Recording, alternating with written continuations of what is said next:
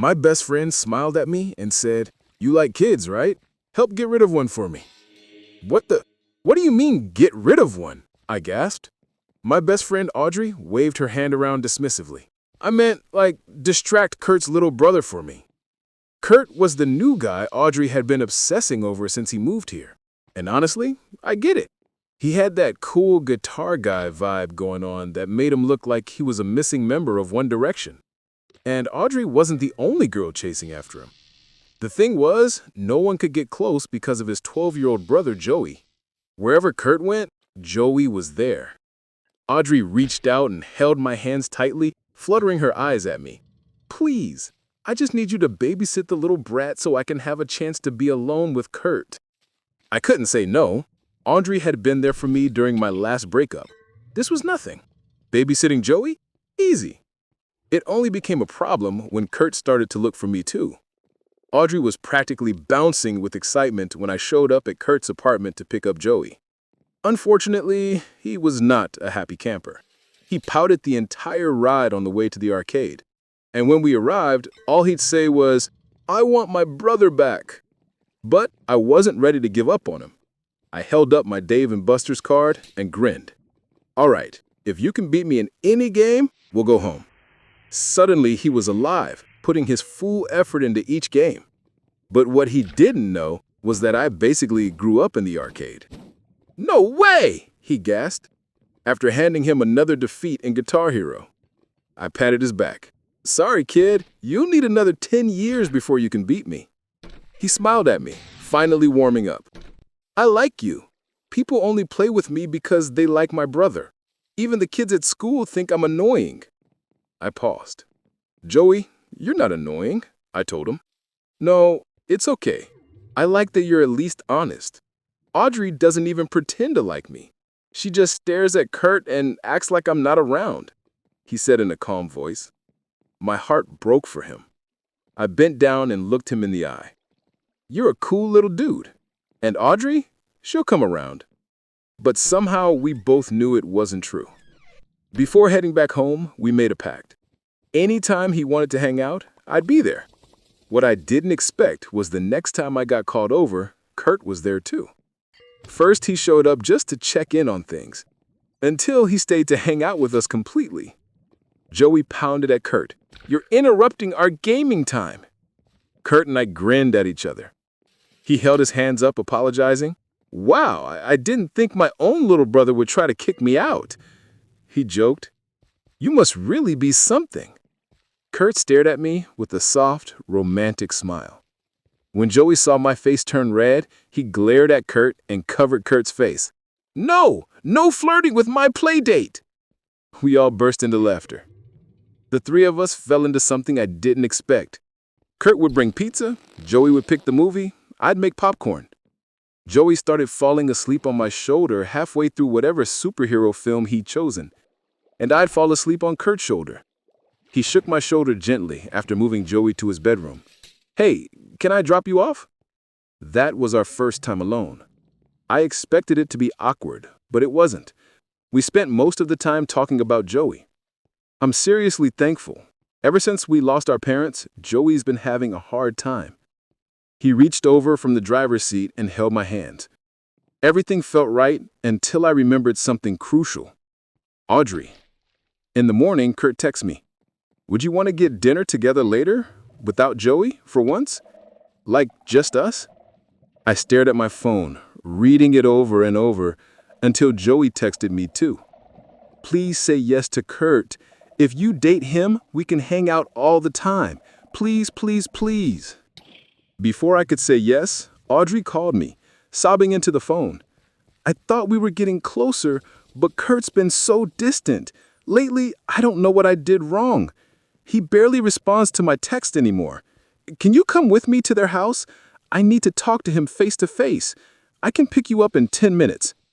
I couldn't breathe, couldn't even respond to any of them. I just knew whatever I chose, I was going to break someone's heart. I sit on my bed, staring at my phone screen until the words blur together. Kurt's dinner invitation sits in one thread, Joey's all-caps begging sits in another, and I can still hear Audrey's voice cracking through the phone asking me to come with her in 10 minutes. My thumb hovers over the keyboard, but I can't make it move. I open Audrey's thread first because she's literally waiting for me right now and type out that I can be ready in 20 minutes instead.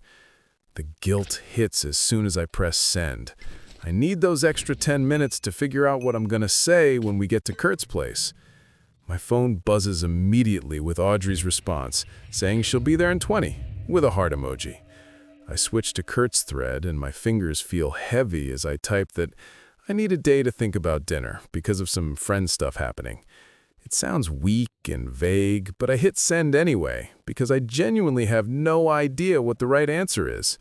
His reply comes back fast, saying he understands and hopes everything's okay. I look at Joey's text last, his message still sitting there unopened, with that little preview showing, "Please say yes to Kurt," in capital letters.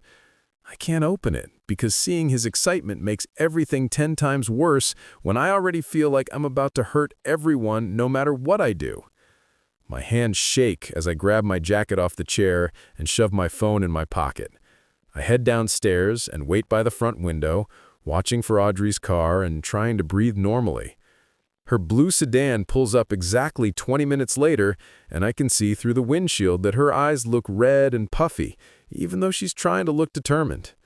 I climb into the passenger seat, and she immediately starts talking about how Kurt's been so distant lately, and she just needs to understand what happened.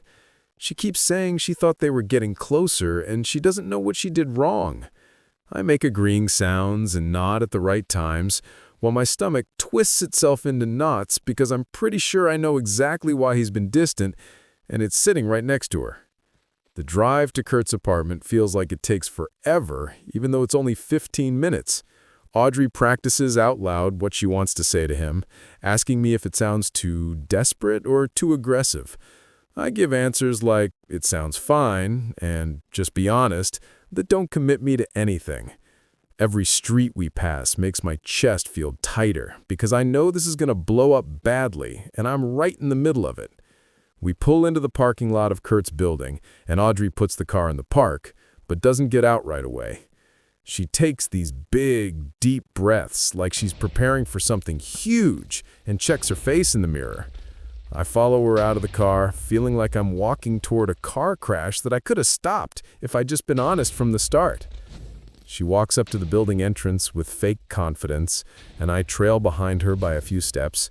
She rings the doorbell and stands up straighter, putting on this brave face while I stand slightly to the side.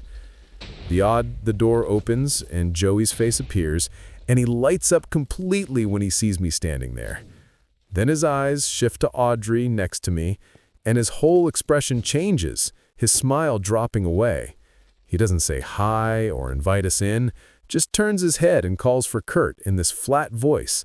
I can see him reading the tension already, and it makes me feel even worse. Kurt appears behind Joey, looking confused about why both of us are standing at his door together. Audrey jumps in immediately, asking if they can talk privately for just a few minutes.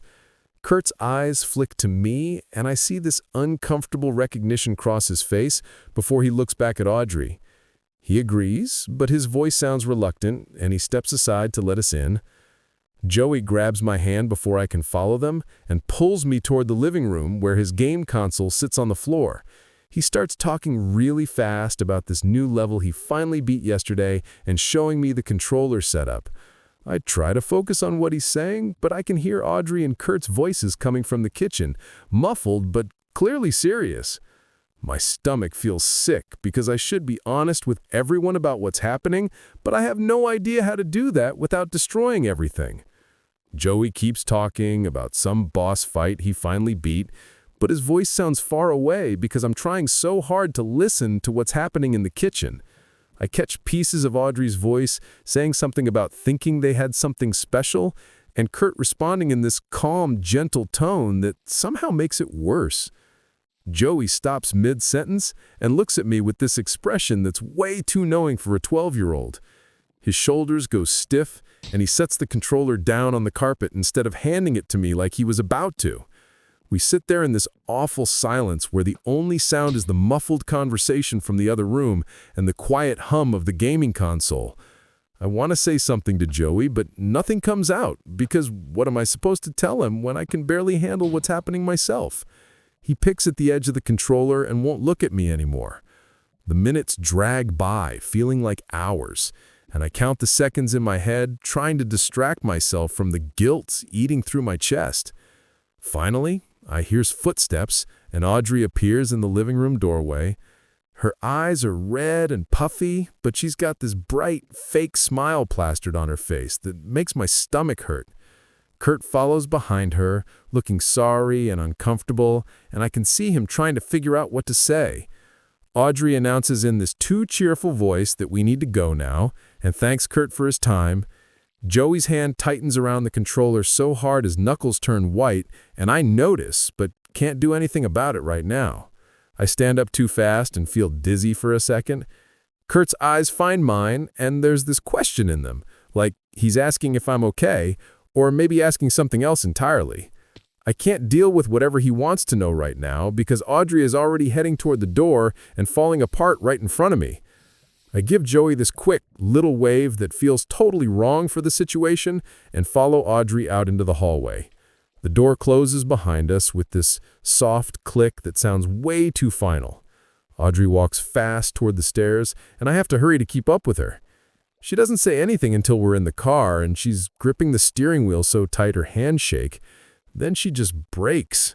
The tears come all at once, and she's sobbing these big, gulping sobs while trying to talk at the same time. She tells me Kurt said he values her as a friend, but he's not interested in dating her. And she keeps asking what she did wrong. She wants to know why she's not good enough and what's wrong with her. And I'm making agreeing sounds like I'm being supportive while guilt tears me apart from the inside. I reach over and pat her shoulder, but it feels fake, even though I genuinely feel bad for her. She keeps crying and talking in circles about how she thought they were getting closer and she doesn't understand what changed. I know exactly what changed, but I can't tell her that. So I just sit there being the worst friend in the world. The drive back to my house takes forever, even though it's only like 10 minutes.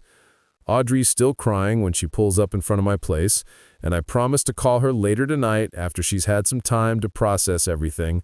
She nods and wipes her face with her sleeve, and I get out of the car, feeling like I might throw up. I watch her drive away and then go inside. My legs feel weak climbing the stairs to my room. As soon as I'm through my bedroom door, I collapse face down on my bed and just lie there. I feel pulled in 3 different directions with no good options anywhere. My phone buzzes in my pocket, and I almost don't want to look at it, but I pull it out anyway. It's a text from Joey, asking if I'm okay and saying Audrey seemed really upset. That makes me want to cry, because even in the middle of all this mess, he's checking on me instead of being mad that I left so fast. I text back telling him I'm fine and we'll hang out soon, but I keep it short and vague because I don't know what else to say. I stare at the ceiling for a while, trying to figure out what I'm supposed to do now. An hour goes by and my phone buzzes again. This time, it's Kurt asking if we can talk when you have a chance. I stare at his message for like 10 minutes, just reading it over and over. Finally, I type back that I need a day or 2 to figure some things out. His response comes back right away, saying he understands and he's not going anywhere. That should make me feel better, but it just makes everything more complicated. I spend the rest of the evening lying on my bed, trying to do homework, but not actually getting anything done. My mom calls me down for dinner, and I tell her I'm not hungry. She doesn't push it, which I'm grateful for. When I finally try to sleep that night, my brain won't shut off. I keep replaying every single moment from that first day at the arcade with Joey.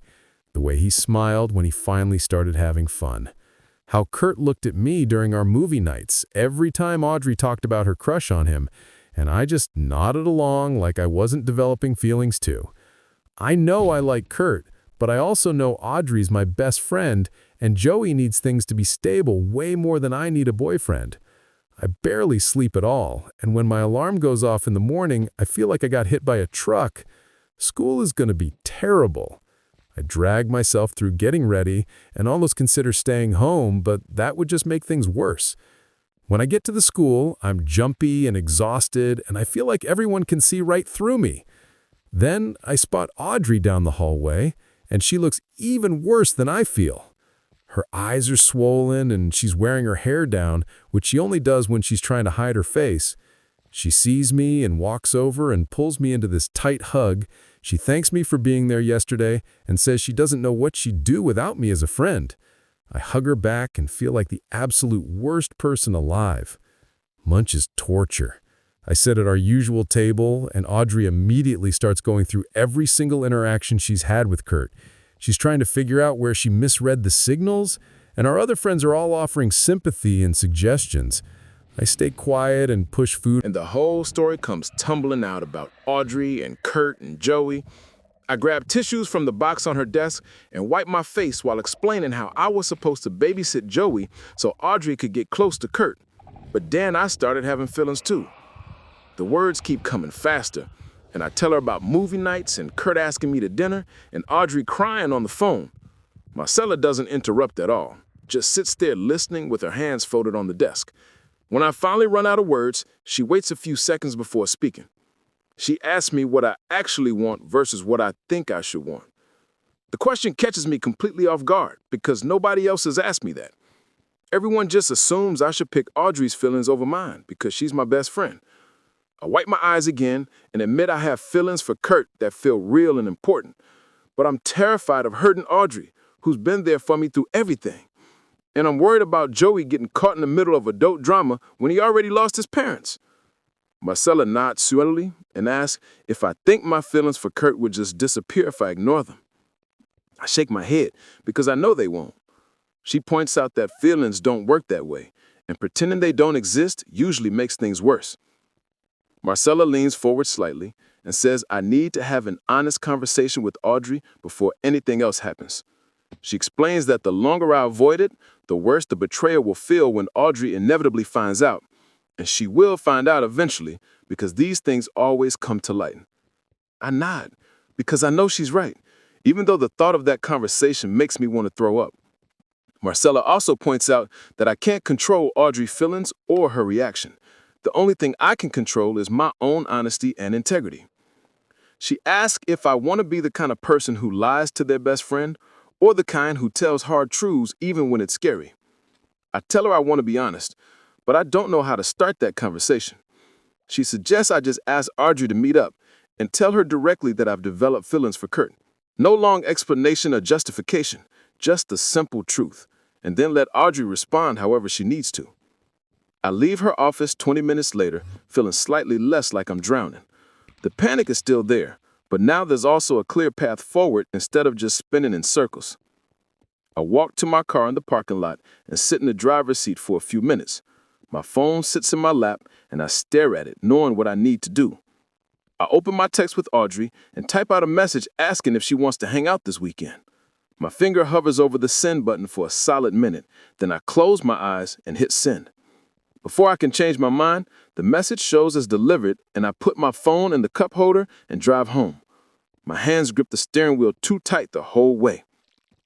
That evening, I'm trying to do homework in my room when my phone buzzes. I grab it, expecting Audrey's response, but it's Joey instead. His text says Jackson's band is playing a small show Friday night and asks if I want to come. He mentions Kurt will be there too, with 3 exclamation points. My stomach twists because I know I should say no. I should stay away until I figure things out with Audrey.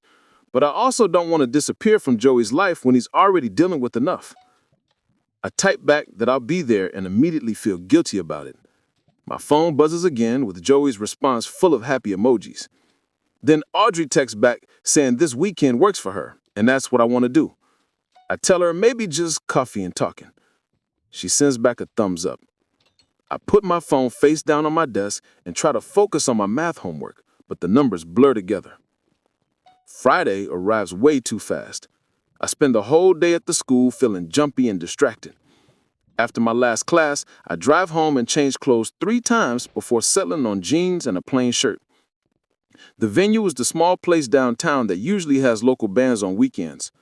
I park a block away and walk over, hearing music already coming from inside the door. Guy checks my ID and waves me through.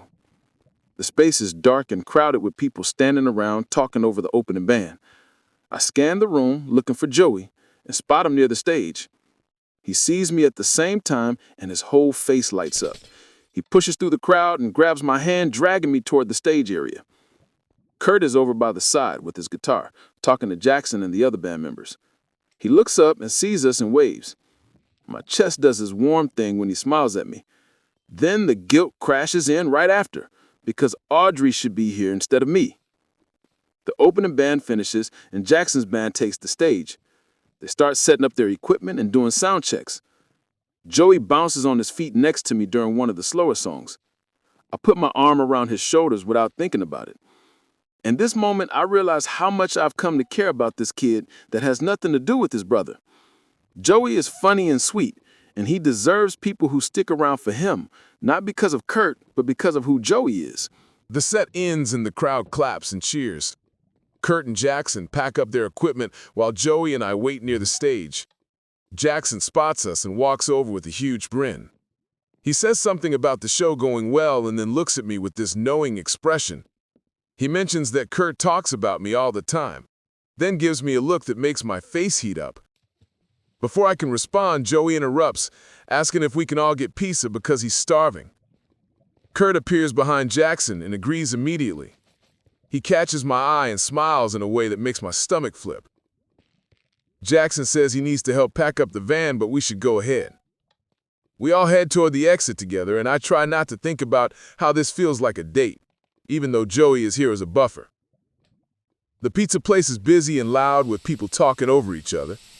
We grab a table in the back corner and order 2 large pizzas. Joey immediately launches into stories about his week at the school and some new game he's playing. He talks with his hands, gesturing wildly as he describes beating a hard level. Kurt and I sit across from each other, and our eyes keep meeting over Joey's head. Every glance feels heavy with things we're not saying. Jackson watches us with barely hidden amusement, like he's watching a show. After about 20 minutes, he suddenly announces he needs to head out, making up some excuse about an early morning. He leaves money for his share of the pizza and walks out. Now it's just the 3 of us at the table. Joey doesn't seem to notice the shift, but I definitely do. Kurt's foot accidentally bumps mine under the table, and neither of us moves away.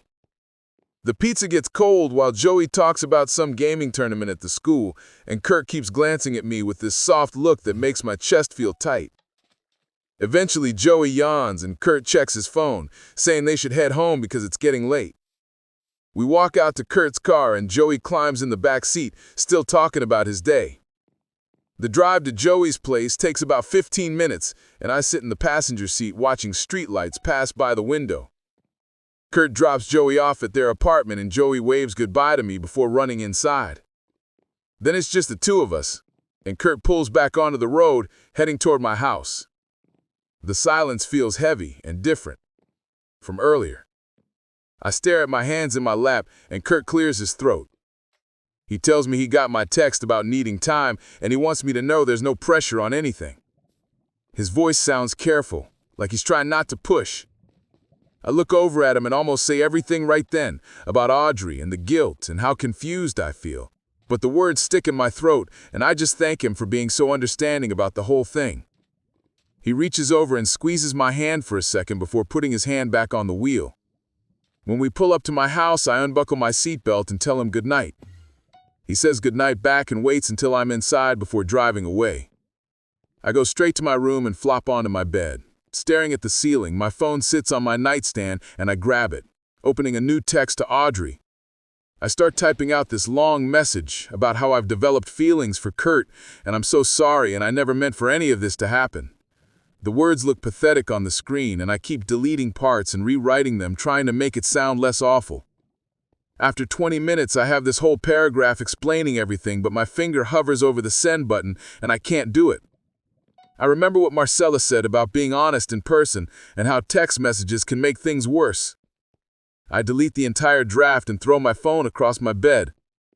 Tomorrow, I'll talk to Audrey face to face at the coffee shop, like a real friend should. I set an alarm for early Saturday morning and try to sleep, but mostly just stare at the dark ceiling, thinking about how badly this could go. Saturday morning, my alarm goes off and my stomach immediately twists into knots. I get up and shower, then stand in front of my closet for way too long trying to pick an outfit. Everything feels wrong, like I'm dressing for some terrible event. I finally settle for jeans and a regular shirt because trying too hard would be weird. I practice in the mirror saying different versions of the confession. I try starting with an apology, then try starting with the actual feelings part, but everything sounds horrible.